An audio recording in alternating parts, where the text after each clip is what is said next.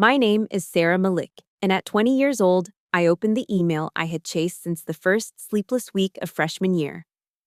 Congratulations on your admission. I should have been euphoric, the kind of joy that cracks through your ribs and turns every hallway fluorescent light into a little sun. But instead, I felt cold. My mom had already returned a $15,000 scholarship check on my behalf, because she said college was a phase and I should save the family the embarrassment by dropping out and marrying like my sister. In that moment, I realized my mother never wanted me educated. She wanted me contained. If you've ever felt small, dismissed, or betrayed by people who were supposed to be your safety net, hit that like button right now and subscribe to join thousands of others who understand that love without respect isn't support. Your support means everything as I share what happened next. Let me tell you how this all started.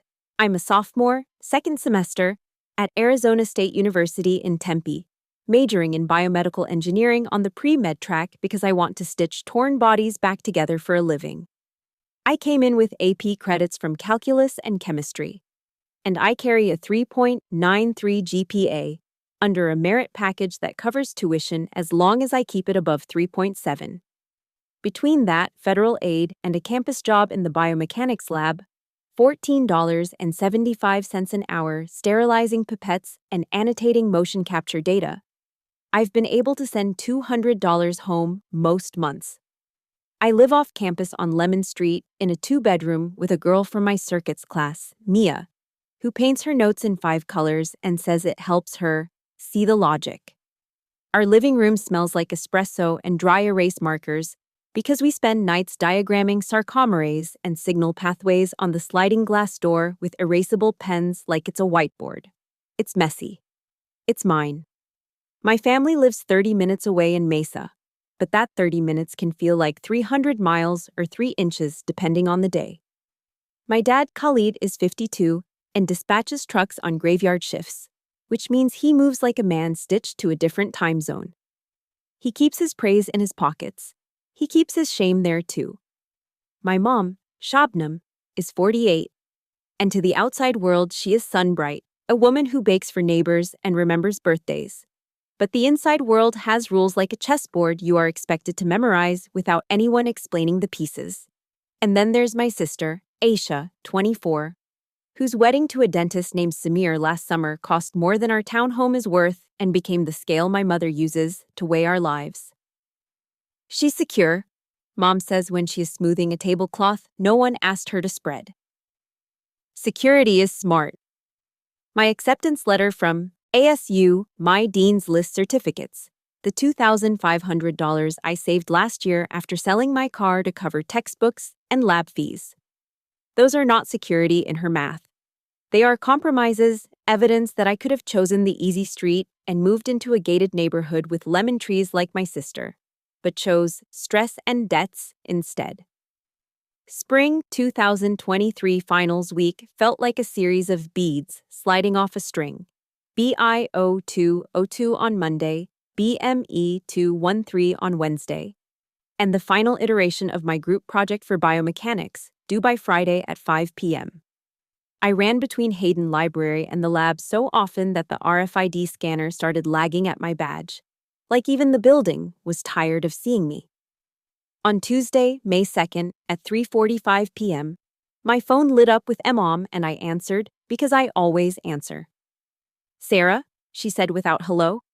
I talked to Auntie Farah, and she knows a boy. Good family, pharmacy business. He can take care of you. Why are you tormenting yourself with these exams? You already look sick. I pressed my tongue to my molars until I tasted metal. I'm fine, I said. I have to submit a paper by 5. Can we talk later? She made a soft noise that was not agreement. Later you will say you are busy again. You're trying to be a man, she said. And then, as if it were reasonable to ask in the same breath, bring Aisha's lehenga from your closet. I lent it to you. You should not keep things that don't belong to you.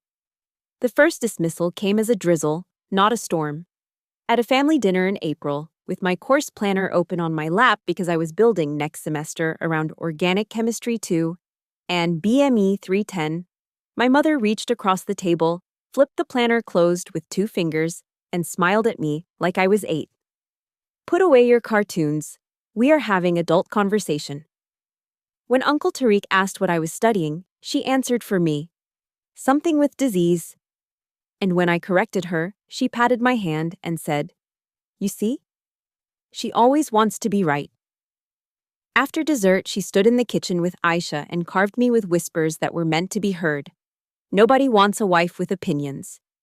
In the car, my dad said nothing, his silence a radio playing a station I couldn't turn off. Then came the financial slights. The cards up sleeves I didn't see because I didn't want to. In March, I was awarded the Buckley STEM Scholarship, $15,000 dispersed, $7,500 per semester, starting fall 2023. With a stipulation that I maintain 12 credit hours and complete a community outreach workshop series by December. I cried on the bus when I got the email. I forwarded it to my mom with half a dozen exclamation points because maybe this win would translate into her language, security. She responded with a heart emoji. That weekend, I brought home the packet for signatures because the foundation required a notarized acknowledgement from a parent or guardian if the student was under 21. I'll take care of it, my mom said, sliding the packet under a stack of mail. You focus on your disease work. I should have insisted on watching the notary stamp. Instead, I believed a smile. 2 weeks later, I got a receipt of return email from Buckley addressed to Ms. Malik, confirming that, per your guardian's request, award funds are declined for the 2023 to 2024 academic year. The timestamp read April 17th at 10:06 a.m. I was in physics lab then, measuring pendulum periods in a room that smelled like dust and tungsten. I stared at the email long enough that my TA, Elaine, asked if I needed a medic. I called my mother at 10:12 a.m. I don't want you trapped, she said, her voice smooth as starch. Money comes with conditions. We are not beggars. We are not rich either, I said. I didn't sign anything. She huffed. I am your mother. I can decide what keeps you safe. I told myself it was a misunderstanding. I emailed the foundation and asked if a decline could be rescinded. They said yes, but they needed a signed statement from me alone. I sent it. They reopened my file. I promised myself that was the end of it. Then finals week arrived and sabotage started wearing shoes. On Monday morning, I opened my laptop to turn in a literature review for BIO 202 and found the document corrupted, replaced by a gray box with the sentence, "File not found." It wasn't just that file. My downloads folder looked as if something had walked through it with muddy feet. Mia found me on the kitchen floor, my back against the cabinet. My fingers white-knuckled around the trackpad like it was the last rung on a ladder. Hey, she said, kneeling. Breathe. When did you last back up? I hadn't. Who in college backs up anything unless they've been burned before? We spent 2 hours combing through cached files and cloud autosaves. We recovered a draft from 2:21 a.m., which meant rewriting the final 3 pages. I turned it in at 11:58 p.m., 2 minutes before the deadline, with wrists that felt like they had sand in them. I told myself, random glitch. Another little bead sliding off the string. Wednesday, another call. 3:45 p.m. again, like she had set an alarm. Did you think about the pharmacist boy? My mom asked, as if I had stored him in a drawer. He messaged Aisha's friend. He has a Tesla. I have a final in 15 minutes, I said, and I don't date Teslas. She went silent for a beat.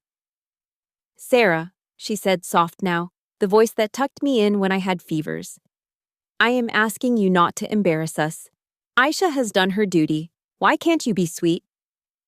I looked at the half-page of formulas I had scrawled in the margins of my hand, osmolarity equations that had started to blur. Because sweetness doesn't cure bone cancer, I said, and I want to be the person who tries. When I hung up, my hands shook so hard that my pencil carved a hole in the Scantron. I chose biomedical engineering because there is a joy in the way systems talk to each other, the body and the instrument, the organ and the algorithm. But there is also a grief nobody prepares you for. The way you can carry equations like rosary beads and still feel powerless inside your own house. Dad called that night during my study break. Your mother worries, he said, like it was a diagnosis.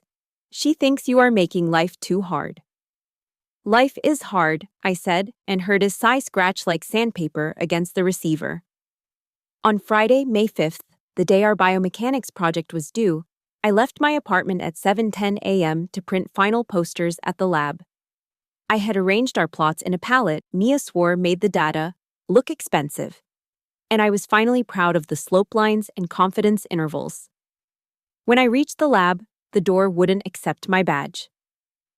Access suspended, the little red light told me. I emailed the lab coordinator. He responded that our PI had submitted a list update and I wasn't on it.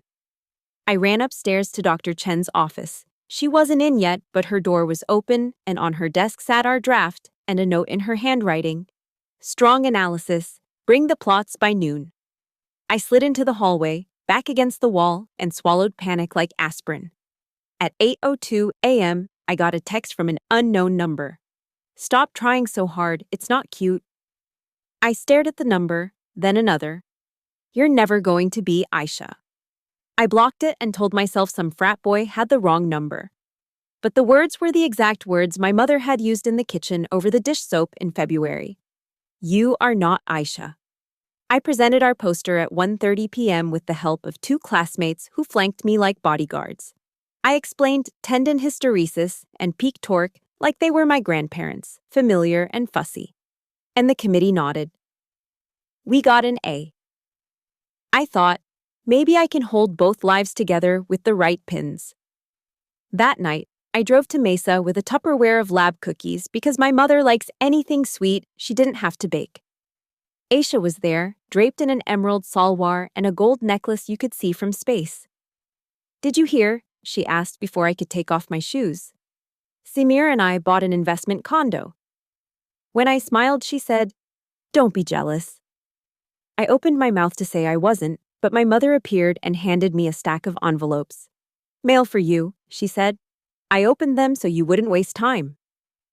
Inside, a credit card statement from a store I hadn't been to, a congratulations from the Buckley Foundation, and a thin white slip that turned my stomach to glass. The decline acknowledgement she had signed. The signature was neat, the loops practiced, Shabnam Malik as guardian. You lied, I said. She lifted a shoulder. I corrected, she said. I said no to strings. Those strings were $15,000, I said. That's not strings. That's a lifeline. She tilted her head. You cannot buy dignity, Sarah. I slept at Mia's place that night and woke to an email whose subject line felt like a movie prop. Harvard College, transfer admission decision. It was Saturday, May 6th. The timestamp read 9:12 a.m. I sat on the edge of the couch with Mia's cat breathing into my knee and clicked. The first line said, Congratulations. The second line said, Fall 2023. I read it twice, then 3 times, then out loud to the cat because words like that deserve an audience. I took a screenshot and texted it to my dad first because some victories need to find the quiet parent. Then, because I am my mother's daughter and hope is a habit I can't unlearn. I drove to Mesa to show her in person, to make joy unarguable. I rang the doorbell and heard her call, Doors open, and I walked into the kitchen where she was slicing mangoes with the kind of precision I wish she had used on my life. I got in, I said, holding out my phone. She turned toward me, glanced at the email, and something in her face went white and flat, like a TV turned to a channel with no sound. Harvard, she said, tasting it like a lime. Transfer. She put down the knife very carefully. Number. This is too far. This is nonsense, she said. We are not people who do this. She recovered fast. My mother is a woman who can re-ice a cake after dropping it. But for a second I saw it, the truth like a fish's flash underwater. She wasn't scared for me, she was scared of me. You will be alone, she said. Boston is cold. I laughed because the heat outside had been a hand on the back of my neck all morning, and cold sounded like grace. I will be okay, I said. I'll find a way. I have savings, $3,200 in my account. And the merit package will travel. And there are emergency grants. I'll apply. I'll work nights. She wiped the knife and didn't look at me.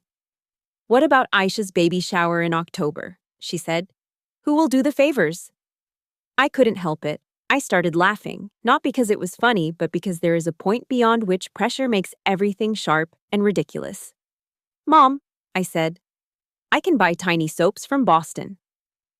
The next hour was a gift basket of arguments. She said rent in Cambridge would eat me, that people there would make fun of your brown shoes, that I would turn into one of those girls who thinks she's better than everyone and ends up alone with an expensive degree and no one to make tea for. I said biomedical engineering was not a personality, that the Wyss Institute had labs I had dreamed of, that Harvard Seas had a tissue engineering track I had printed and taped above my desk, like a prayer. She said money doesn't grow on trees. I said money doesn't grow on weddings either. When I told her I had to accept by May 15th, she blinked. You will not accept, she said. You will calm down. I drove back to Tempe and sat with Mia on the carpet, our knees touching like we were completing a circuit, and read every line of the Harvard portal like it was a recipe. There was an intent to enroll form, a note about immunizations, and a section on financial aid with a request for updated FAFSA information and tax transcripts.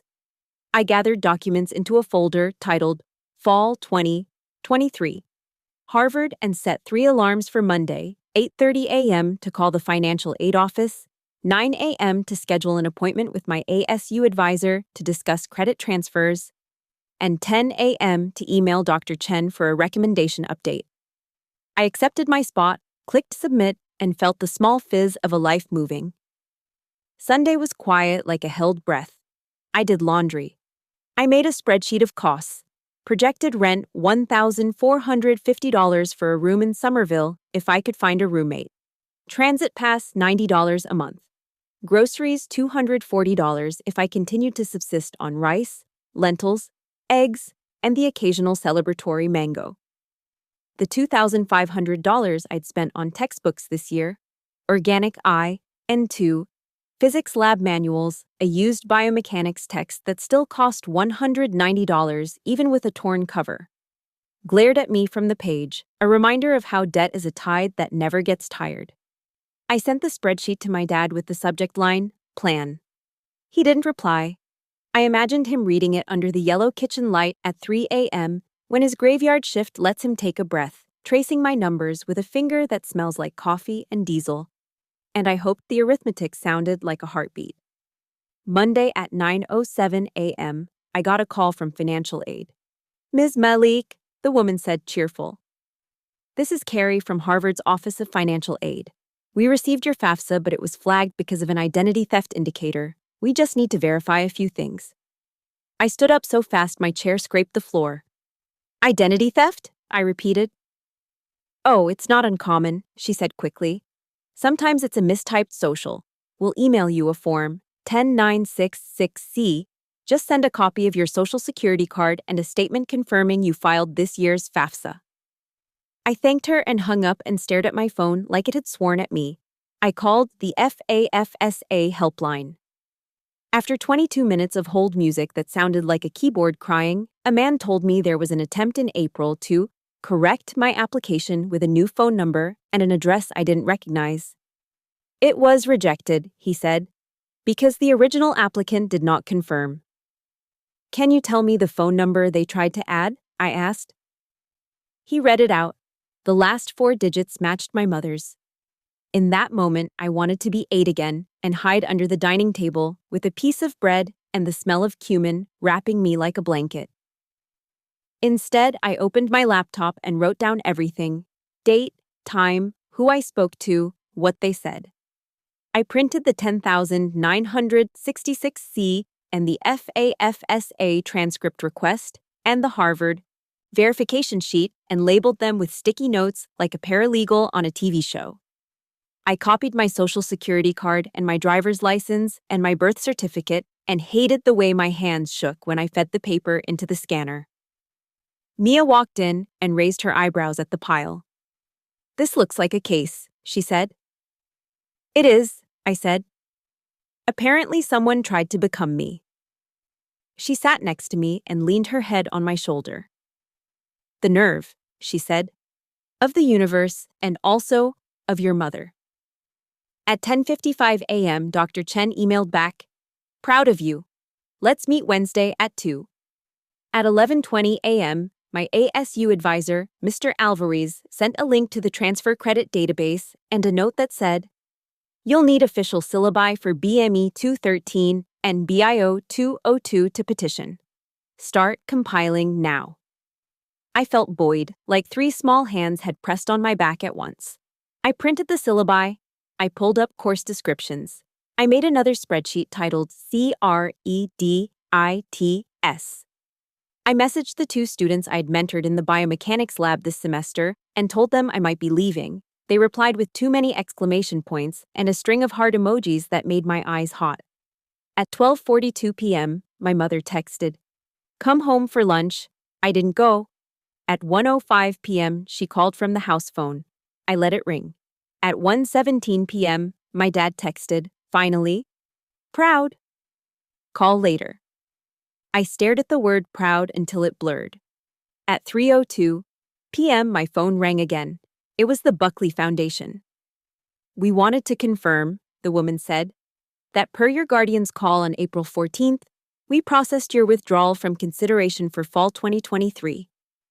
We did receive your rescind request on April 19th. That's in review. The committee meets Friday." I sat down. "My guardian?" I asked. "We have S. Malik listed," she said. "She stated you were pursuing other opportunities more suited to your situation." Her voice hovered on the word like it had fallen out of a file. "We'll let you know after Friday." That night I drove to Mesa because part of me still believed in straight lines. If you lay facts in a row, people will follow them. I brought printouts like armor. My mother was in the living room, TV low, the room smelling faintly of lemon cleaner and the perfume Aisha left in every cushion. "Why did you call Buckley?" I asked, holding the paper out. She didn't look at it. "To save you," she said. "You don't need charity." "It's not charity," I said. "It's merit. They give it because I worked." She shook her head, slow. "You don't understand how people talk. They will say we begged." "Who is we?" I asked, and my voice cracked on the word. She flinched, then straightened. "You will thank me later when you have a home," she said. "Homes are not built with awards." I wanted to ask her whose home I was supposed to build. I wanted to ask her what she thought my hands were for, if not working. Instead, I put the papers on the coffee table and said, "I got into Harvard." She looked at me. "I saw," she said. "You will not go." My throat felt like it had been lined with salt. "I'm going," I said. "I will figure it out. I have to sign forms this week." Her face did that TV snow flicker again, and then she smiled, sudden as a switch. "Okay," she said too easily. "Sign your forms." When I got back to my car, my phone buzzed with an email from Harvard Financial Aid. "We have received notice of your withdrawal from enrollment, dated May 8th at 3:12 p.m. If this is in error, please contact our office." My hands went so cold I could barely hold the phone. I opened the portal, and there it was, tucked into the notifications like a snake in grass. Student-initiated withdrawal. Received. I hadn't sent anything.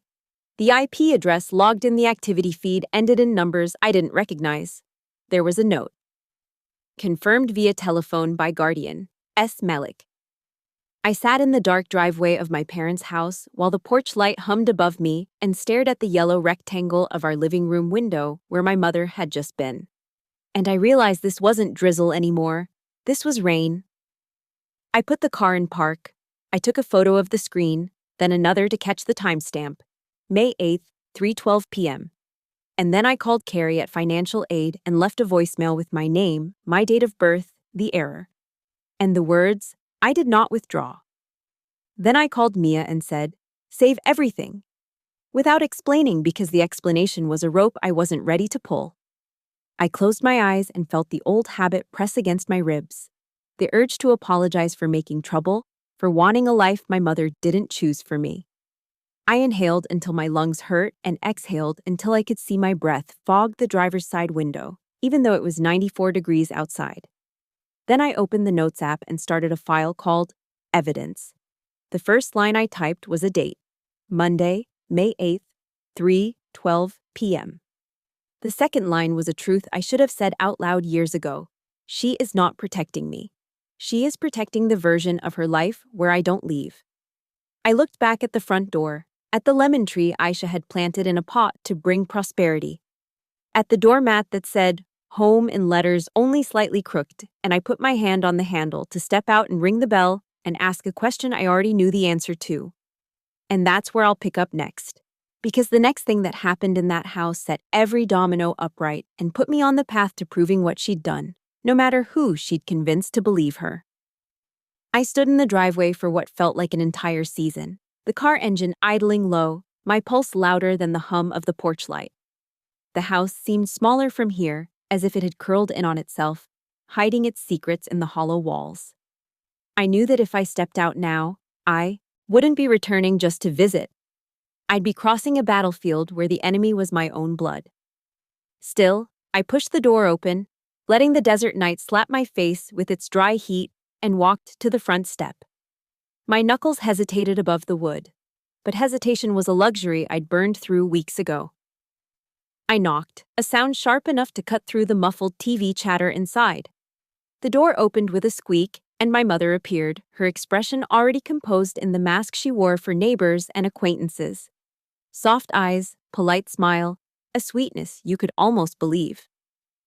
"You came back," she said, as if I'd been gone for months. I stepped in without invitation, the air-conditioned chill hitting my skin like an accusation. The smell of mangoes and lemon cleaner still clung to the house, but now there was another note. Paper, maybe, or the faint tang of printer ink. Something that whispered of freshly handled documents. "We need to talk," I said, my voice as flat as I could keep it. She moved toward the kitchen as though we were simply picking up an earlier conversation. "Tea? You look tired," she offered, her back turned. I followed her in, watching the set of her shoulders, the careful arrangement of cups on the counter. "I didn't withdraw from Harvard," I said, each word landing in the quiet like a dropped coin.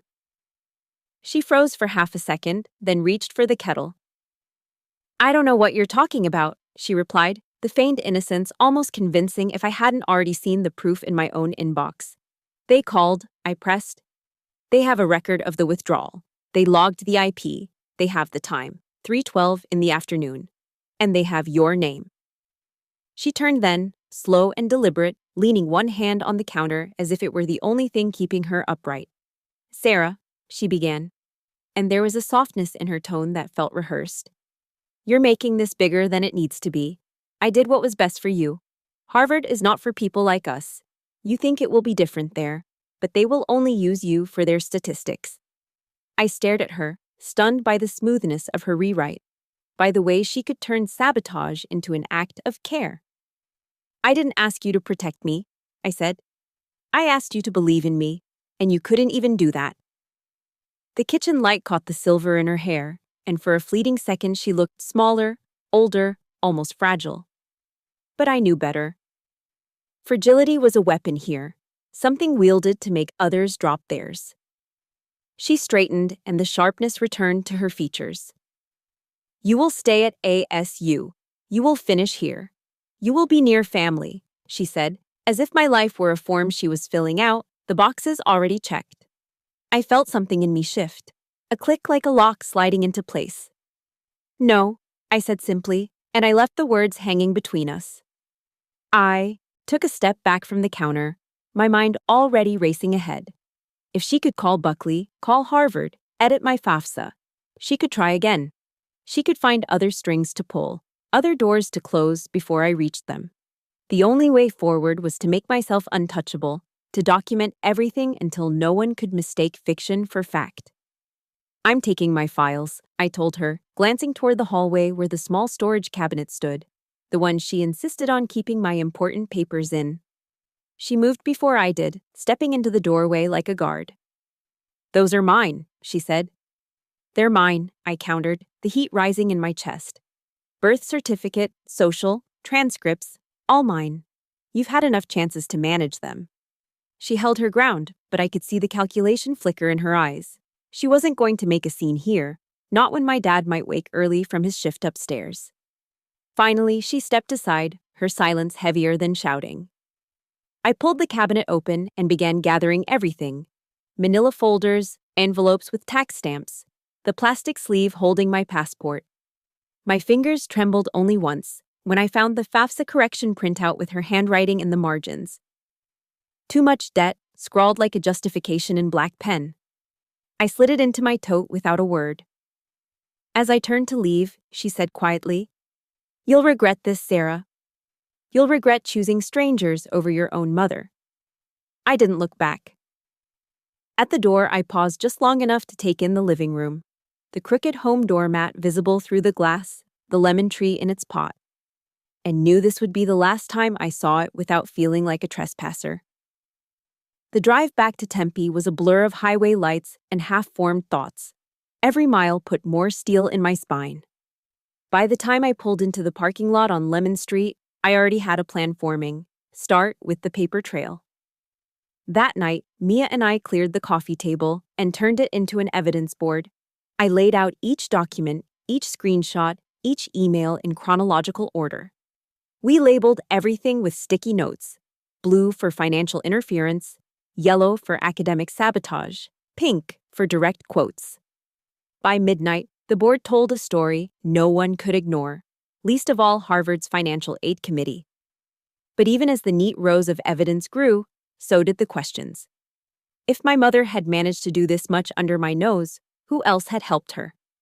And more importantly, how deep was this going to go once I started pulling? I already knew the next step. I was going to find out exactly how she had made those calls, who had confirmed her as my guardian when I was a legal adult, and whether anyone at Harvard, ASU, or the Buckley Foundation had looked the other way.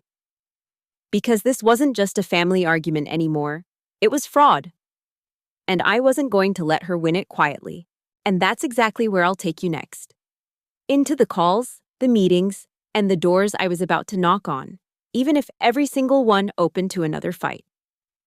The morning after building the evidence board, I woke up with the strange clarity that only comes after a night where the weight of your life is spread out in neat rows on a table. Sunlight poured through the blinds in thin gold lines, cutting across the stacks of paper, and for a brief moment I imagined I was looking at someone else's case. Some fictional student fighting to protect her future from an overreaching parent. But every email address, every phone record, every signature belonged to me. It was my name in the headers, my scholarship offers rescinded, my university accounts tampered with. The neatness of the table was a lie. My life was not neat at all.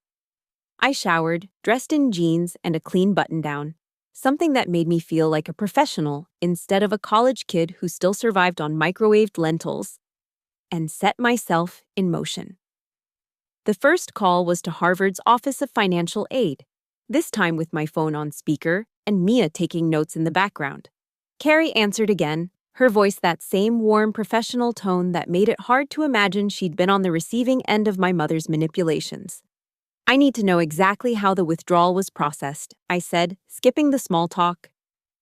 Dates, times, method of verification, and the identity of the person who claimed to be my guardian. There was a pause before she said, "I'll have to escalate that request to my supervisor, but I can confirm that the withdrawal was processed via a phone call.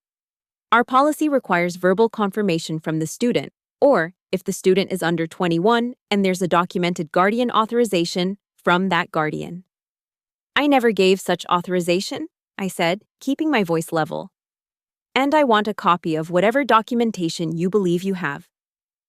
Carrie hesitated, then said she'd email a formal request form and noted that it might take up to 2 weeks for records to be released. I could feel the impatience crawl up my spine, but I thanked her anyway. because 2 weeks was still better than letting this die in a pile of, "We'll look into it." Next came the Buckley Foundation. I asked for the call log from April 14th, the day my scholarship had been declined. The receptionist transferred me to a coordinator named Vanessa, who confirmed she had a note in my file stating the call came from S. Malik and that the number matched the one listed as my parent contact on my original scholarship application. I pressed harder. Was any verification done? Date of birth? Security questions? Vanessa's tone faltered slightly. "It says here, we asked for your date of birth, and it was provided correctly." My stomach dropped. Not because it was surprising, but because hearing it aloud made it real in a way it hadn't been on paper. "I'll need a written statement of that," I said, "including the number called from and any notes from the staff member who took the call." Vanessa promised to send what she could by the end of the week. By the time I hung up, it was barely 10 a.m., but my pulse felt like I'd been running for hours. I gathered the printouts and the sticky noted evidence from the night before into a hard shell binder.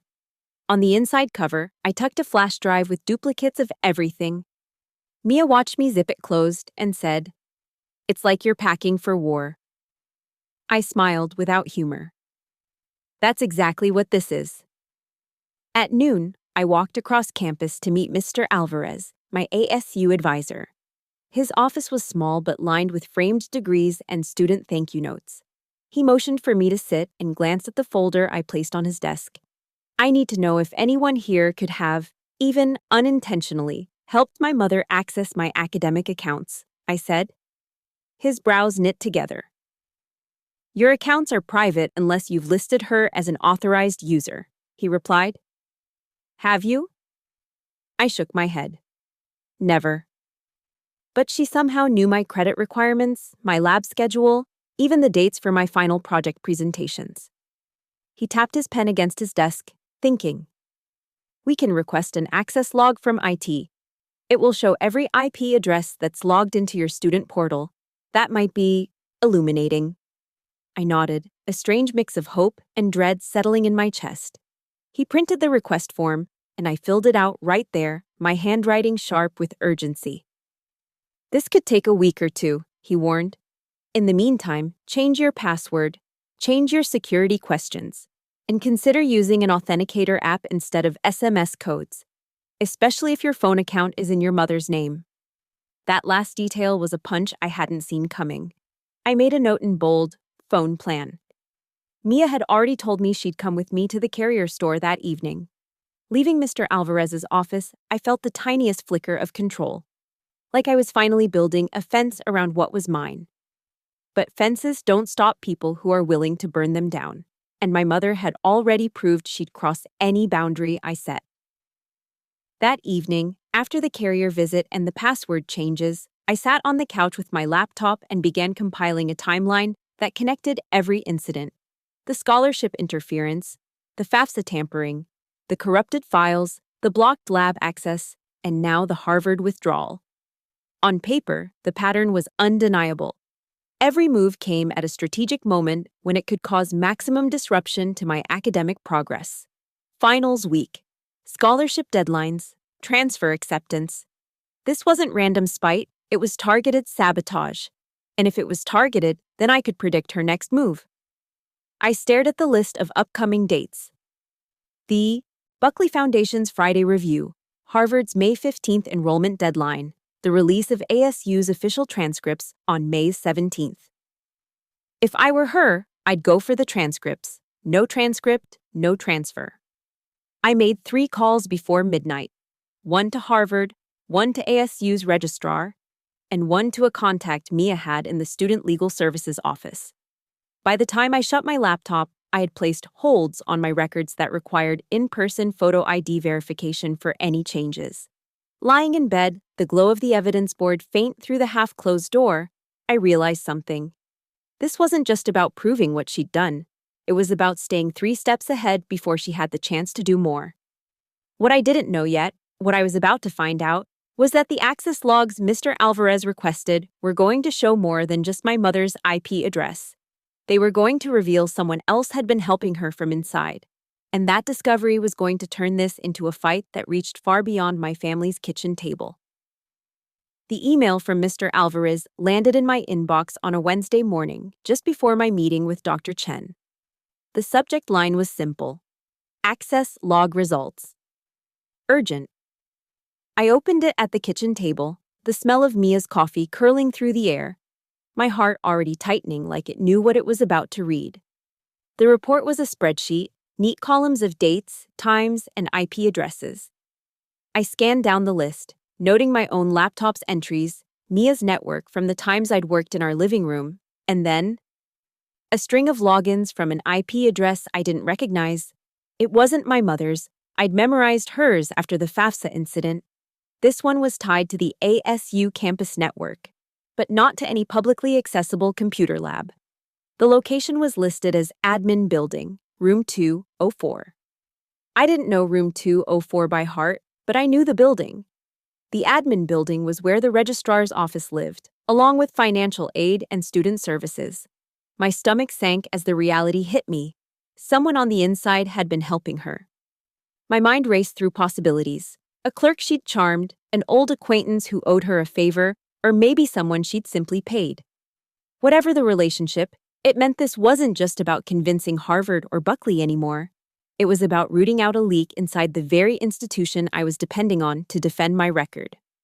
I forwarded the report to myself, saved it in 2 places, and printed a copy for my binder. Then I walked to Dr. Chen's lab with the weight of that discovery pressing behind my eyes.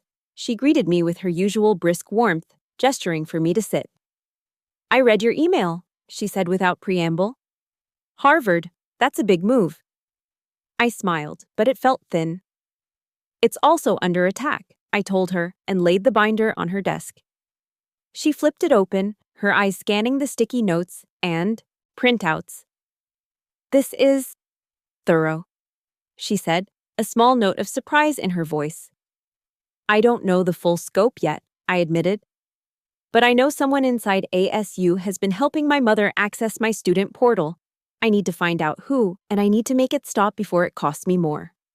She leaned back, tapping her fingers on the armrest. "The registrar's office keeps logs of employee access, but they won't release them to you without a formal request. You'll need to go through the student legal services team, and you'll need to be prepared for pushback." I nodded. "I've already made contact with them. My friend knows one of the attorneys." Dr. Chen's expression shifted, something between admiration and concern. "Sarah, this is going to get messy. Universities don't like to admit internal breaches." I knew she was right. But I also knew that silence would be messier in the long run. After the meeting, I called the legal services office and scheduled an appointment for the next day. The attorney, a woman named Rachel Kim, sounded sharp and direct over the phone. "Bring every piece of documentation you have," she instructed, "and don't delete a single email, even if it feels irrelevant." I promised her I wouldn't.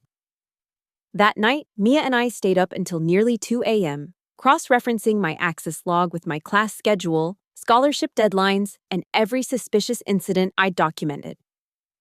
The pattern grew clearer with each pass. The admin building logins always occurred right before something went wrong.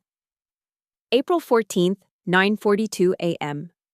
My Buckley scholarship declined. May 3rd, 2:15 p.m. My FAFSA corrected. May 8th, 1:47 p.m. The Harvard withdrawal processed.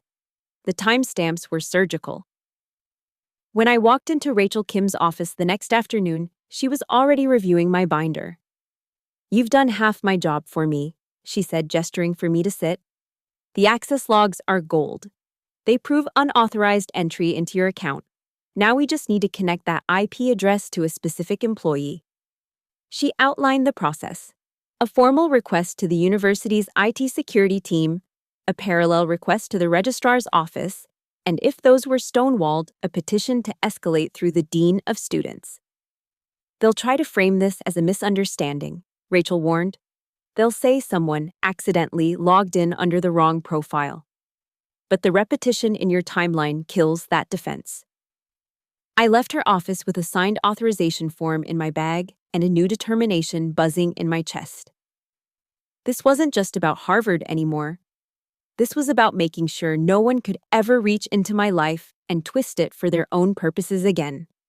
I could feel the momentum shifting, small but real, like the first tug of a current pulling me forward. Back at the apartment, I called my dad. It was late in the afternoon, his voice still thick from sleep after his night shift. I told him about the access logs, the admin office, the attorney. There was a long pause on the other end. "Sarah," he said finally, "be careful. Your mother, she's not used to losing." His choice of words told me everything. Not, "she's not used to being wrong," or "she means well," but "she's not used to losing." I thanked him and didn't press further. That night, Mia and I pinned the new printouts to the evidence board, the pink and yellow notes multiplying like cells under a microscope. I stood there looking at it, tracing the chain of cause and effect, and felt the sharp edge of resolve settle in me. I wasn't just reacting anymore. I was building the case that was going to dismantle hers. What I didn't know yet, and what I would discover in the next few days, was that the person behind room 204 wasn't a stranger at all. And when I learned who it was, the betrayal was going to hit almost as hard as my mother's. Because the next name I would add to that board was someone I'd trusted since my very first day at ASU. It was the following Monday when Rachel's email came through with the subject line, "Internal Access, Employee Identified." I opened it right there in the hallway outside the biomechanics lab, my back pressed to the cool cinder block wall, my fingers tightening on the phone as the name appeared on the screen. Jennifer Morales. I read it twice before the recognition hit me. Jennifer wasn't just some anonymous clerk in the registrar's office. She had been my assigned student services liaison since freshman orientation, the one who walked me through setting up my first semester schedule, the one who smiled across the table at every advisement meeting and handed me extra highlighters for luck during midterms. I remembered the neat cursive in the corner of her note when she sent me a copy of my scholarship eligibility. "So proud of you. Keep going." I'd kept that note pinned to my bulletin board until just last month. Rachel's email was blunt. "Jennifer Morales logged into your student account on the dates and times in question. Each login originated from room 204. She has level 2 administrative clearance, which allows full view and edit of student records, including scholarship designations, contact information, and enrollment status. We will need to request an explanation from her directly before proceeding to formal complaint." The air felt thinner in that hallway, my breath catching as I scrolled. The betrayal wasn't just procedural. It was personal. Jennifer had been in every chapter of my ASU life, and now her fingerprints were all over its near collapse. I didn't wait to get home. I called Rachel from the stairwell and told her I wanted to be present when Jennifer was questioned. "That's tricky," Rachel said. "She may refuse to speak if you're there, or she'll stick to a rehearsed story. But your presence might also rattle her into saying something she shouldn't." I didn't have to think about it. "I want to see her face," I said. 2 days later, we met in a small conference room in the admin building. The blinds were drawn against the glare, and the air smelled faintly of toner. Jennifer walked in wearing a navy blazer and that same smile I'd seen a dozen times before, but it didn't reach her eyes. She glanced at me, then at Rachel. "What's this about?" she asked, her tone pitched just right between casual and defensive. Rachel slid a printed copy of the access log across the table. "Can you explain why you accessed Ms. Malik's student account on these dates?" Jennifer's eyes flicked down the page, but her expression barely shifted. "Routine checks," she said smoothly. "We do random audits to ensure information is current." Rachel didn't blink. These audits coincide precisely with actions that negatively impacted Ms. Malik's academic standing, including a scholarship decline, a FAFSA correction, and a withdrawal from Harvard University. Can you explain that timing? There was a pause long enough for the hum of the overhead light to feel deafening. "I was asked to verify some information by a family member," Jennifer said finally, her tone softening into the kind of sympathy-laced register that sounds almost convincing.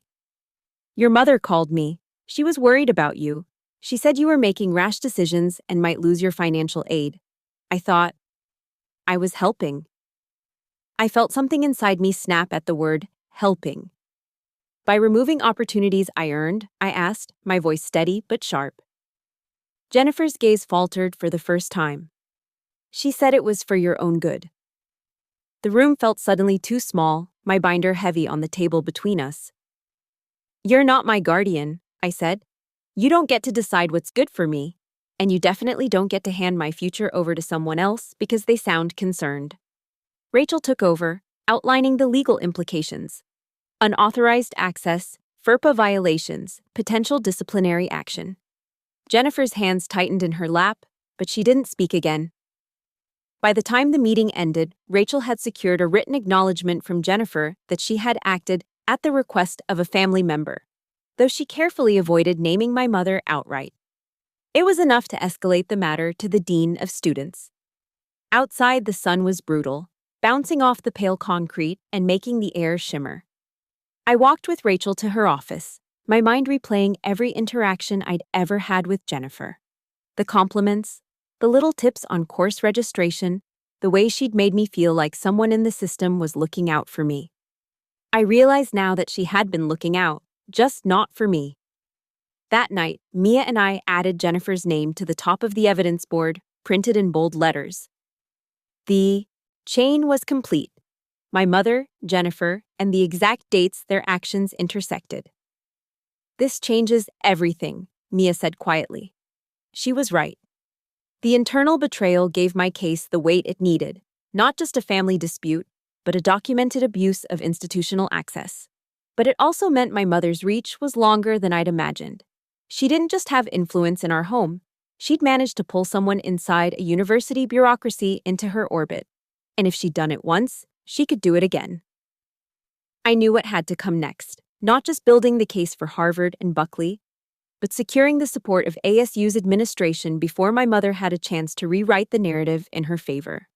Because if there was one thing I'd learned in the last month, it was that she moved fast when she sensed she was losing control. And this time, I was going to move faster. The Dean of Students' office was nothing like the tense little conference rooms I'd been sitting in for the past 2 weeks. It was large and sunlit, with framed photographs of campus events along the walls and a tall bookshelf stacked with binders labeled by year. Dean Carolyn Whitaker was a tall woman in her 50s with silver hair pulled into a sleek bun, the kind of person whose posture alone made you want to sit up straighter. When Rachel and I stepped inside, she didn't waste time with pleasantries. I've reviewed the preliminary complaint, she said, motioning us to the chairs across from her desk. What you're describing, Ms. Malik, is not just a breach of trust. It's a potential FERPA violation that could put the university in legal jeopardy. Hearing it in her crisp, deliberate voice gave me a strange kind of validation. All the quiet dread I'd been carrying now sounded like something official, something actionable. I slid my binder forward, opening it to the page with Jennifer Morales' access logs. This is the record from IT, I said. Every unauthorized login, and each one lines up with an action my mother requested that harmed my academic standing. Dean Whitaker's gaze moved between the printout and my face, her expression unreadable. And Ms. Morales has acknowledged these actions were at your mother's request? Yes, Rachel replied. We have a signed statement. She avoided naming the mother directly in writing, but in the meeting, she verbally confirmed it. The dean's fingers tapped once on the desk before she leaned back in her chair. This is serious, she said. The next step will be a formal hearing. Ms. Morales will be placed on administrative leave pending investigation. I can't promise you this will be quick. Internal cases rarely are. But the evidence you've collected makes it very difficult for her to defend her actions as procedural error. I nodded, but my mind was already leaping ahead. Dean Whitaker, I said, Harvard is holding my transfer spot until May 15th. Buckley Foundation is reviewing my scholarship reinstatement this Friday. If I can't prove my records were tampered with before those dates, I could lose both opportunities. She studied me for a moment, then reached for a pen. We can issue a letter immediately stating that you are the victim of documented unauthorized access to your student account, that the matter is under official investigation, and that any recent changes to your enrollment or financial aid status should be disregarded pending resolution. Will that help? I exhaled for what felt like the first time that day. It could save everything. By that afternoon, I had 3 PDF copies of the letter. One sent directly from the dean's office to Harvard's transfer admissions team, another to Buckley Foundation's scholarship committee, and one to me for my own records. It was short, official, and powerful. It made clear that any changes to my account in April or May could not be considered valid actions by me. Mia read it over my shoulder when I got home and grinned. "It's like an academic restraining order," she said. But the week wasn't going to slow down for me to celebrate. Thursday morning, I got a call from Vanessa at Buckley.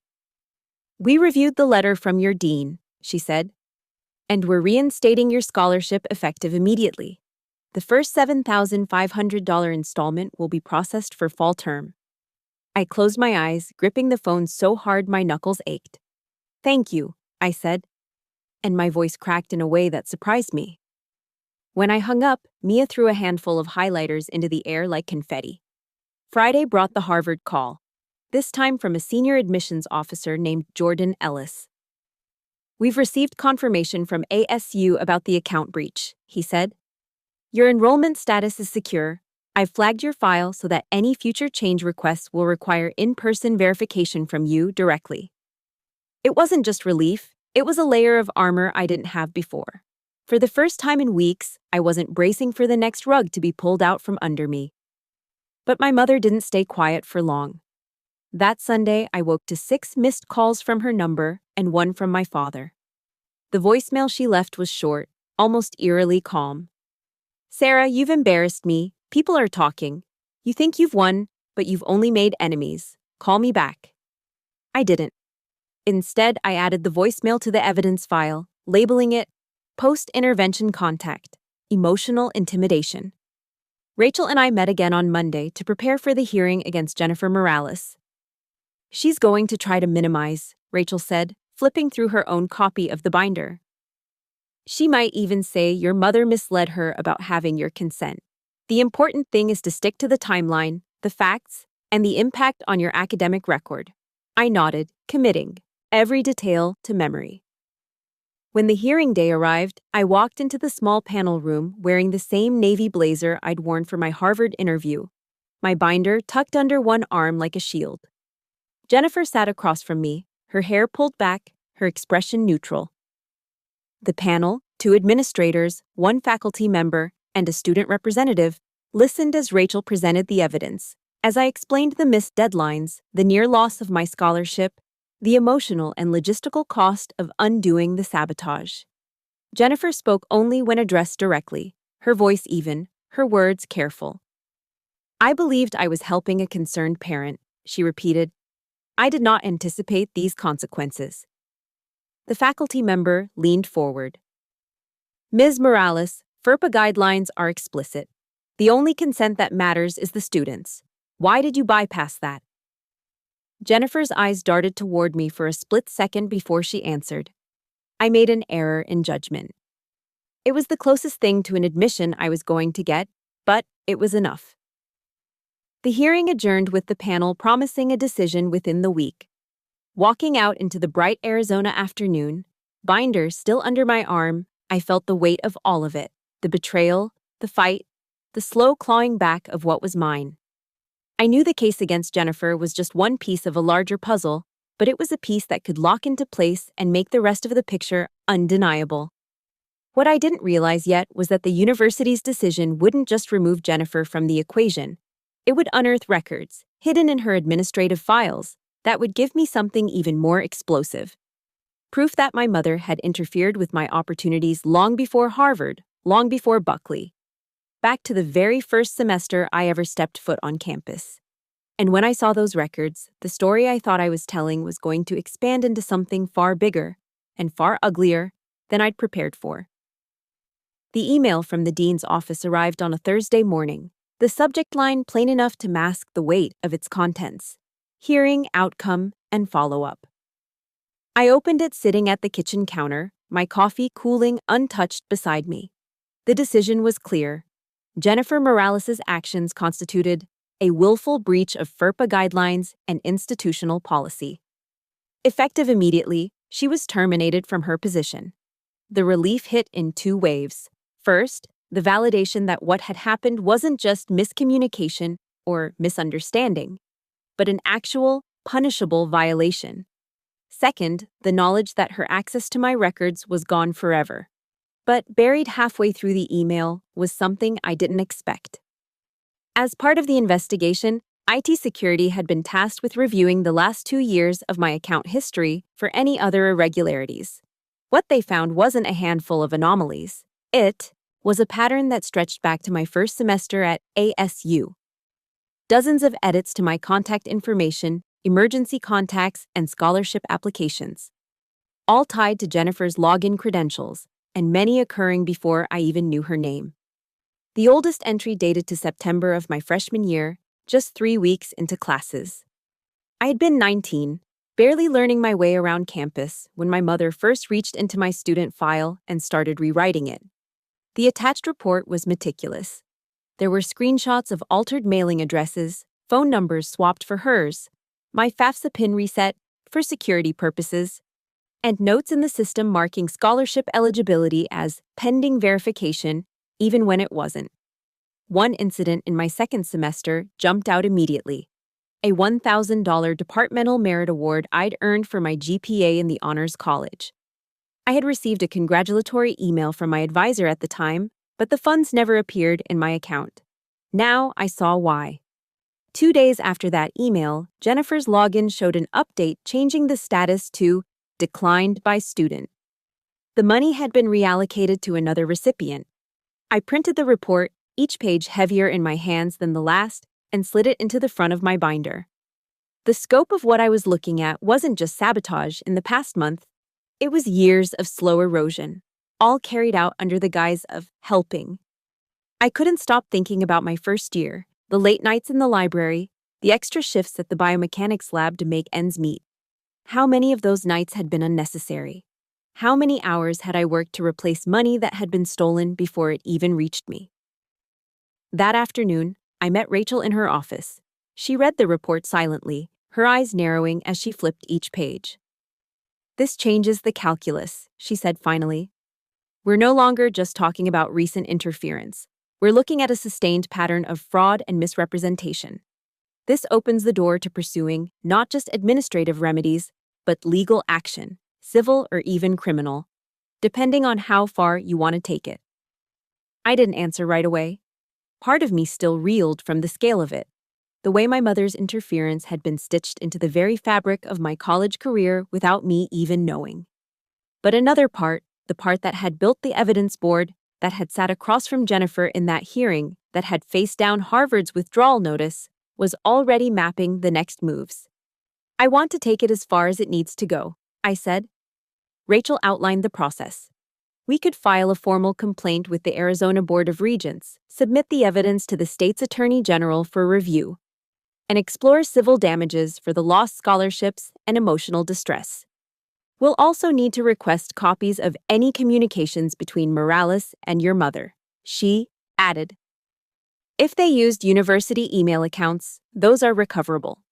If they used personal accounts, we may need subpoenas." That night, I spread the new pages across the living room floor, the printouts from my freshman year on one side, the recent sabotage on the other. The through line between them was unmistakable. Mia knelt beside me, shaking her head. "She's been doing this since you got here," she said quietly. I nodded, my jaw tight. Since before I even knew how to protect myself. The next morning, I forwarded the entire packet to Jordan Ellis at Harvard with a brief note. "For your records, full scope of account interference." His reply came within hours. "We've updated your file with this information. Please let us know if you pursue legal action.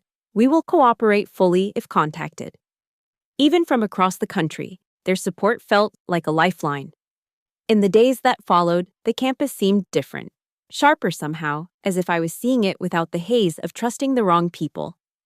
Every brick of the admin building, every neatly landscaped pathway, Every banner fluttering with the university logo reminded me that the system I'd believed in had been quietly weaponized against me.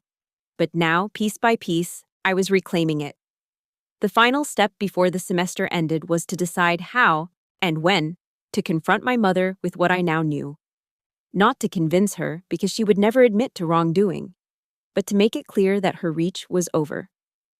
I imagined her in the kitchen, slicing fruit like she had the day I told her about Harvard, her face going still when I laid the report on the table. I didn't know if she would shout, cry, or smile that cold, practiced smile. I only knew that for the first time, I wouldn't flinch. And when that day came, it wouldn't just be a confrontation. It would be the closing of a chapter she'd been writing over my life since the day I set foot on campus, and the beginning of one she could no longer touch.